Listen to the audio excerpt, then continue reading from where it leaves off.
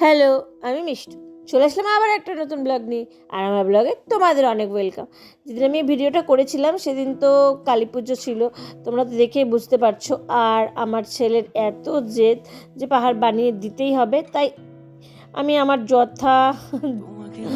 যথাযাপনের চেষ্টা করেছি, প্রাণপণ লাগিয়ে দিয়েছিলাম এই পাহাড়টা বানানোর জন্য। বাট কি বলবো তোমাদেরকে, পাহাড়টা তো খুব সুন্দরই হয়েছিল, বাট ঘুম থেকে উঠে দেখি পাহাড় আমাদের ভেঙে চুরমার হয়ে গেছে। কী করে ভাঙলো সেটা বুঝতে পারছি না, হয়তো বিড়াল টিড়াল ভেঙে দিয়েছে। খালি এখানে কাপড় দিয়ে বানিয়েছিলাম, তারপরে কি করব, ও তো ঘুম থেকে উঠে পাহাড় ভেঙে গেছে দেখে খুব কান্না। তারপরে এই কাদা মাটি আর ইট দিয়ে এই পাহাড়টা বানিয়ে দিলাম। তোমরা অবশ্যই সবাই কমেন্টসে জানাবে পাহাড়টা কেমন হয়েছিল, আর তোমরা কে কে পাহাড় বানিয়েছো সেটাও অবশ্যই কমেন্টসে জানাবে। আর তারপরেই চলে আসলাম সন্ধ্যাবেলা। দেখো এত সুন্দর করে লাইটগুলো লাগিয়েছিল। তো তোমরা তো